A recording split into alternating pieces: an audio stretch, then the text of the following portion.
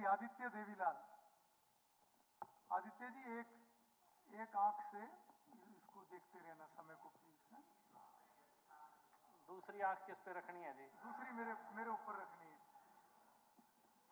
अध्यक्ष महोदय, हरियाणा किसानों का प्रदेश है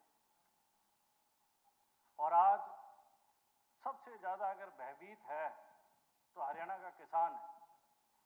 सरकार की गलत नीतियों को लेके, सरकार की गलत सिंचाई व्यवस्था को लेके सबसे ज्यादा अगर मार पड़ रही है तो किसानों को पड़ रही है।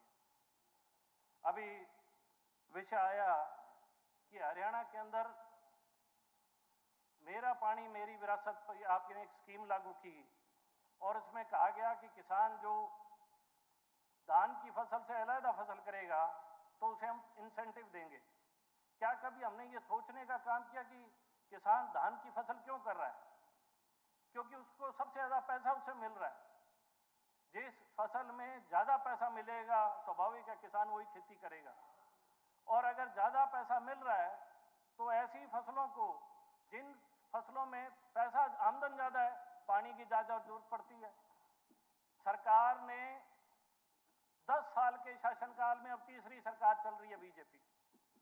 कोई एक योजना बताओ कि जिससे किसानों को पानी ज्यादा देने का काम किया हो, कोई नए स्रोत पानी के उत्पन्न किए हो और ट्यूबवेलों के कनेक्शन दिए गए तो वो भी भूजल इस्तेमाल हो रहा है।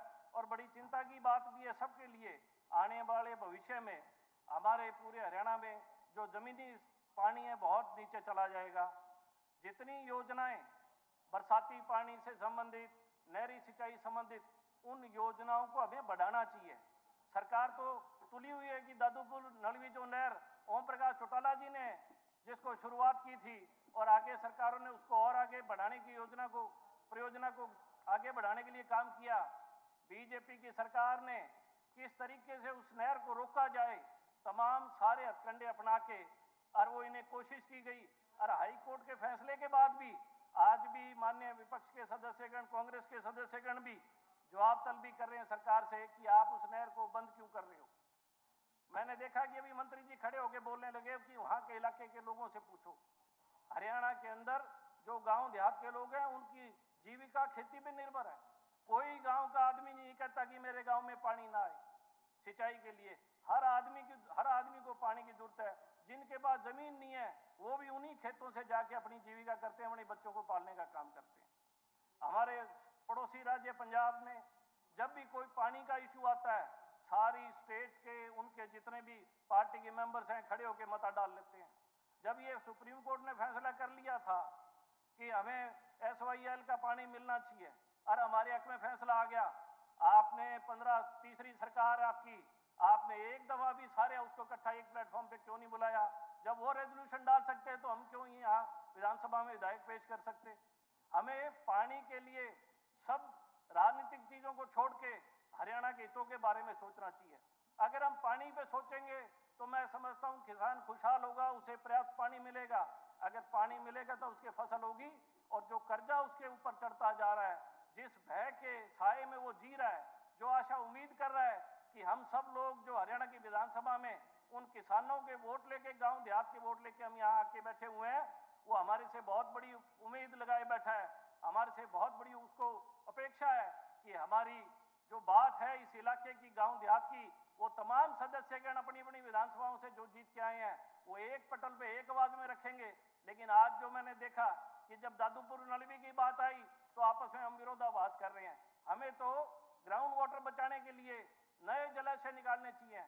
मुझे ध्यान है राजस्थान सरकार का एक डेलीगेशन आया था पिछली आपकी सरकार में, जब मुख्यमंत्री मनोहर लाल खट्टर जी थे, और उन्होंने 20,000 करोड़ रुपए की अपनी परियोजना बताई किस प्रकार से वो हथनीकुंड बैराज से राजस्थान में पानी ले आने का उनका प्रपोजल तैयार था। हमारी सरकार ने 10 साल की आपकी इस सरकार ने, बीजेपी के सरकार ने कोई एक क्यूसेक पानी बढ़ाने की सोची है? अभी जब विषय उठाया गया काणावली के विधायक ने कि सरसा जिला में 16 दिन पानी चला करता था, अब 8 दिन है। आप ही के मंत्री जी उस बात को मजाक में लेके जा रहे हैं कि जी आपको पर्याप्त पानी दिया हुआ है। मैं एक चीज आपसे पूछना चाहता हूं, अगर सदन में हमारा यही विचार रहेगा, यही सोच रहेगी, हम इस सदन को चलाएंगे कैसे? कई ऐसे इशू होते हैं, सेंसिटिव इशू, जो हर एक से जुड़े हुए हैं। हम सब के माँ बाप खेती से जुड़े हुए लोग हैं, हम सब खेत में पैदा हुए, खेत में खेले और खेत से जुड़े हुए लोग हैं। हमें कई इशू पे गंभीरता से विचार करना चाहिए और ये विचार सबको साथ लेके। और मैं आपसे कहना चाहूंगा कि SYL पे जब फैसला हो गया तो हम सब लोगों को साथ होके इस बात पे रखना चाहिए कि हमने सुप्रीम कोर्ट का जो फैसला उसे लागू कराना